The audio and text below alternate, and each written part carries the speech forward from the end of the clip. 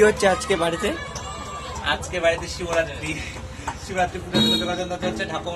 ঠাকুমা চলে এসছে, ঠাকুমশাই আসবে, আর এখানে সবাই কাজ করছে।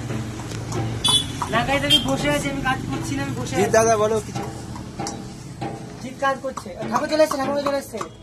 কেমন দেখো ঠাকুর মশাই চলে আসছে।